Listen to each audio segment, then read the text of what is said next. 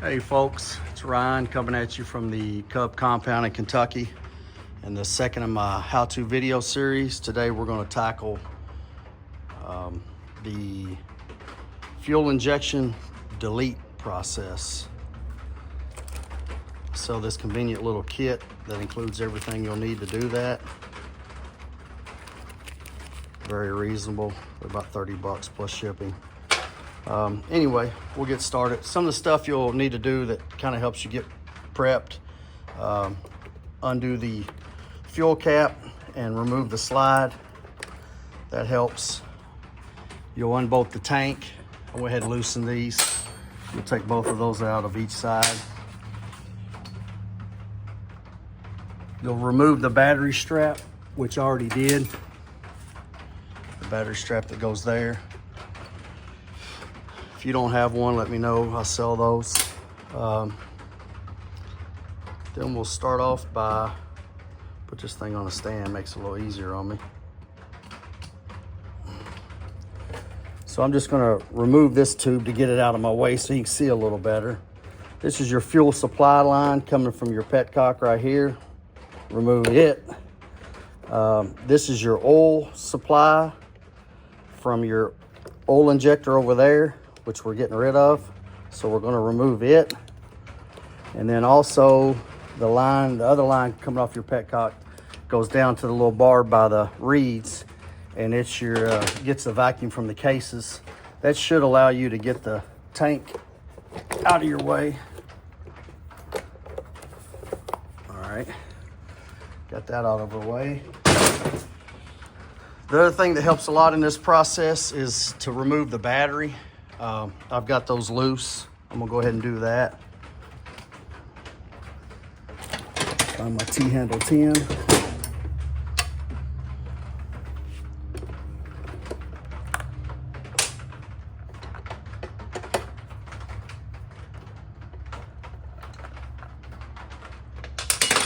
Go ahead and get the entire battery assembly out of my way.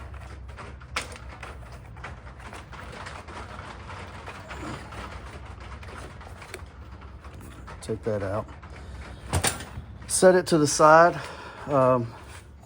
Again, we'll be doing away with this oil injection line, so we can remove it altogether. Included in the kit's this little nipple to cover the barb where the oil injection line fed into the carb.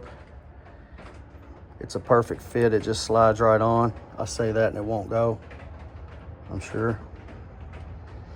There we go. That takes care of that. This will end up going back, and your fuel line end up going back, and your pressure tube or vacuum tube end up going back. Let's move around to the other side.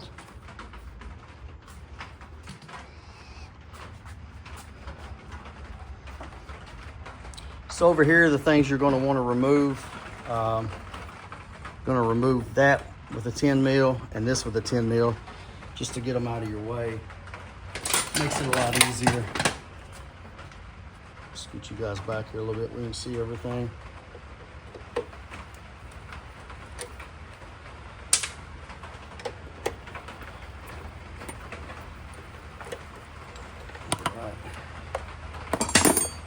That should allow us to get the reservoir tank out of there, the oil reservoir tank.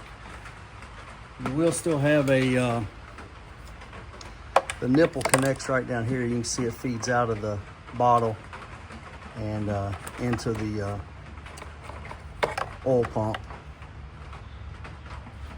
Should be able to get back in here and slide that off. When you do, oil is going to run out if you've got oil in there.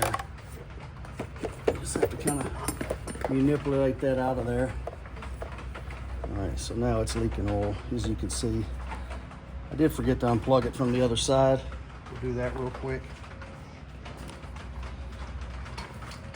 So that low level sensor plugs right into here.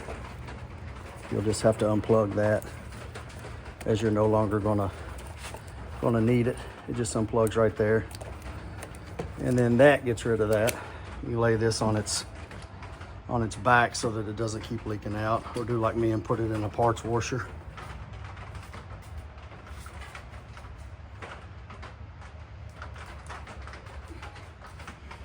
All right, let's move back around here.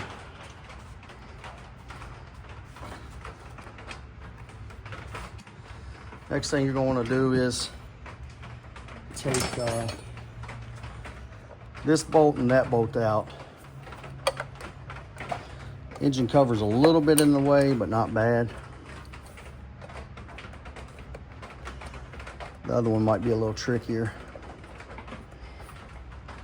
Also helps to take a 12 mil wrench and loosen these two cable nuts. That's the other portion of the throttle cable that makes that oil injector work.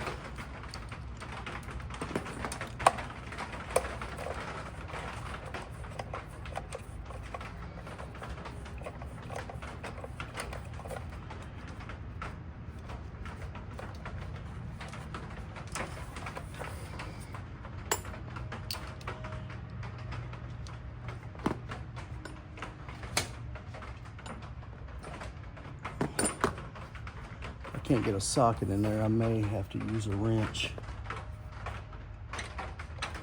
That one's a little tricky.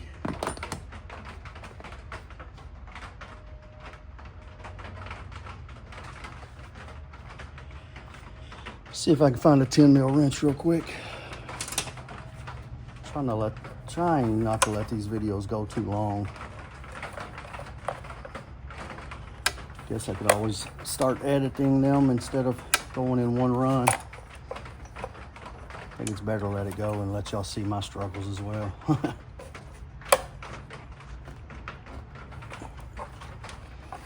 booger's a trick to get to right there.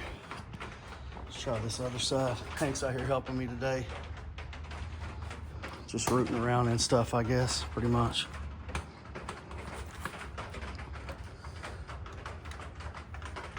Yeah, that bad boy's hard to get to.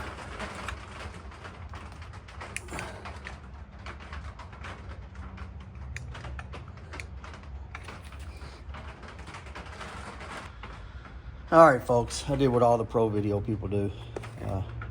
Paused it till I found a wrench that worked good to break that loose, and then got it out of there.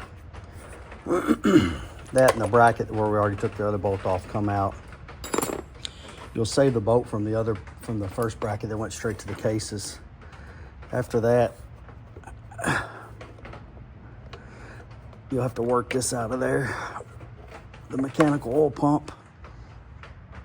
One thing that helps a ton in removing that, and I paused it to do it because it's a bit of work, is to go ahead and get that cable out of there. That's about the only way you can get this up out of there. Then that mechanism comes on out. Of course, it's gonna leak oil too. Then you take that out. It's what drives the mechanical pump. Basically after that, you just wanna clean your surface there.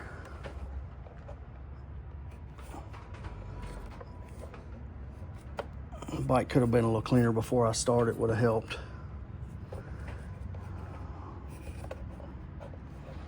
But then once you get the surface clean, like I said, this billet plug comes in the kit with an O-ring. I did throw a little red grease on the O-ring. I did keep the bolt that came out from the first bracket, and that just feeds down in there gently. The grease really helps it. I did put a little dab of Loctite on the bolt.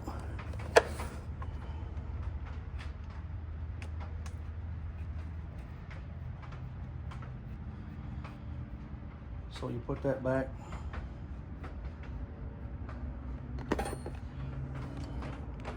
Snug it down.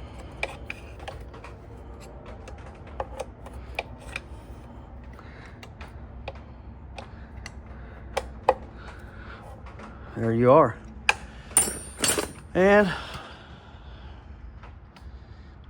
with a little effort, that's taken care of, and your line is already plugged off on the other side. as I showed you before. Take this out of the stand now. Already kept off the line. The tank will go back, the fuel line will go back, the petcock vacuum will go back, and this little vent tube here will go back, and everything just goes back the way it should. Then you just pre-mix your gas like you would with your chainsaw or weed eater or leaf blower. I use Klotz Technoplate. I mix 32:1 with 93 octane gas, and they run phenomenal, and no inconsistencies when the weather changes as far as the thickness of the oil mixing or whatnot. Thank you.